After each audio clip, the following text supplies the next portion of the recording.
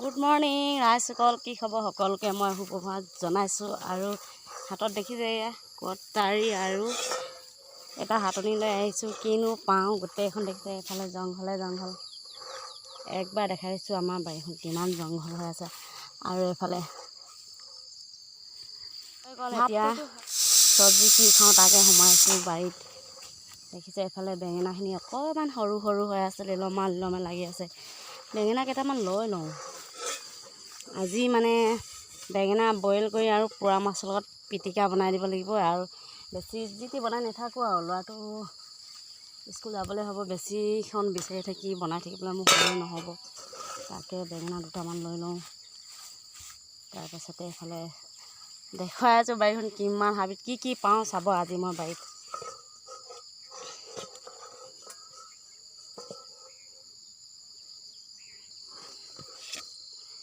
বেছি চিঙা নাই, এয়া কেইটামান চিঙিছোঁ, যিহেতু পিটিকা খাম। পিটিকা ইমান বেছি হ'লেও ভাল নালাগে। এতিয়া যাওঁ ভাত কেৰেলা খাওঁনে নেখাওঁ জানো। বাদ দে, আজি ভাত কেৰেলা নাখাওঁ। এইফালে জিকা বিচাৰি যাওঁ। এইফালে আমাৰ এইখন জিকা চাং এতিয়ালৈকে হোৱাই নাই, হ'বগৈ আৰু কেইদিন লাগিব।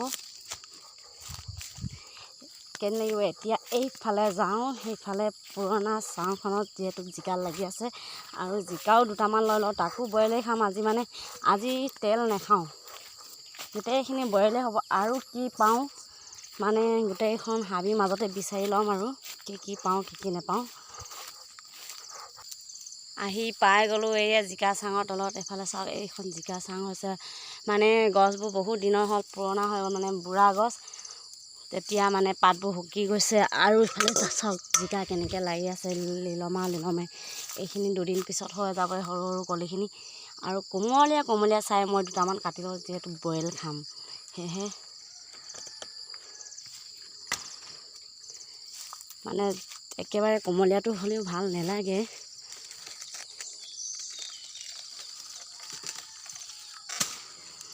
দুটা লৈ ল'লোঁ আৰু চাই থাকক, সেইফালে সোমাই যাওঁ। দেখিলে ৰাইজ কিমান জংঘলৰ মাজত আহি পালোঁ। এয়া দেখিছে, এইবিলাক চব বন চব্জি। বন শাকটো বহুত দিন হ'ল খোৱাই নাই। দেখিছে এইবিলাক চাক ইমান ডাঙৰ ডাঙৰ, দেখিলে খাওঁ খাওঁ লাগিছে। ইমান কোমলীয়া ওলাই আছে। তাৰো দুটামান লৈ লওঁ। আৰু দেখিছে এইফালে একদম কচু বাগান। এয়া দেখিছে, এইবিধ কচু কওকচোন, কমেণ্টত জনাবচোন, কাৰ কাৰ বাৰীত আছে। পাতবিলাক ইমান ডাঙৰ ডাঙৰ হৈছে। চাওক এই থুৰি দেখিছে। আজি আৰু খাই দিম কচু থুৰি আৰু খৰিচা দি বেঙেনা আৰু পোৱা মাছ পিটিকা। মজা লাগিব, কাটোঁ আৰু ৰখি থাকিব নাই মানে। ইমান ধুনীয়াকৈ ইমান ডাঙৰ ডাঙৰ থুৰি ওলাই আছে চাওকচোন। এয়া 3-4টামান ল'লে হৈয়ে।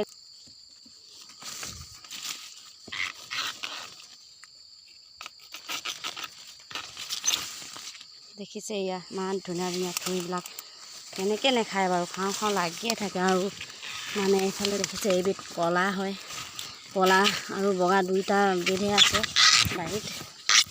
এইবিলাকৰ কিন্তু আলু নাখায় দেই, অকল পাতবিলাক খায়। থুৰিবিলাক চাওক, ইমান ধুনীয়া ধুনীয়া থুৰি পাইছোঁ। হাবিৰ মাজৰ পৰা ওলাই আহিলোঁ। এতিয়া চাওঁ কি কি পালোঁ। এইবিলাক দেখিছে কচু থুৰিবিলাক, এসাঁজ ল'লোঁ। আৰু এইফালে হ'ল জংঘলী শাক আৰু বেঙেনা, জিকা। আজি ৰাতিপুৱা বস্তুৰ কাৰণে হৈ যাব। আৰু আমাৰ বাৰীখনত কি কি যে নাই, মানে দেখিছে এইজোপা কোনে কোনে চিনি পাইছে কওকচোন। এয়া হ'ল এবিধ ঔষধি গুণ লগা হয়, এইটো থৌপকা বুলি কওঁ আমি। মানে চুগাৰ পেচেণ্টৰ কাৰণে বহুতেই ভাল বুলি কোৱা শুনিছোঁ। আৰু নিউজে পেপাৰে পত্ৰই পাইছিলোঁ এবাৰ। আৰু ৰ'বই নোৱাৰিলোঁ, কেইটামান যে বিচাৰি মেলি খায়ে দিছোঁ পাই।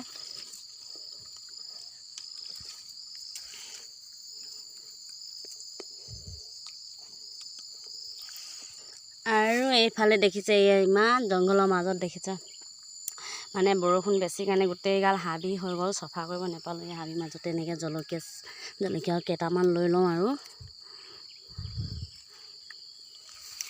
ইফালে চাওক গছ মৰিও গৈছে, পকি আছে। কচু শাকতো অকণমান জলকীয়া বেছি হ'লে ভাল লাগে, তাকো খৰিচা দিম যেতিয়া। জলকীয়া কেইটামান বেছিকৈ লৈ লওঁ। দেখিছে ইমান ধুনীয়াকৈ পকি গ'ল মানে গোটেই পাতবোৰ জংঘলৰ মাজতে সৰি গ'ল। অকল জলকীয়াখিনি লাগি মানে পকি আছে। জংঘল হৈ থকাৰ বাবে কেইবাদিনো হ'ল বাৰীত সোমোৱাই নাই। আজি আহিছোঁ আৰু চাবলৈ, আপোনালোককো দেখুৱাইছোঁ। আমাৰ বাৰীখন কেনেকুৱা লাগিলে কমেণ্টত জনাবচোন।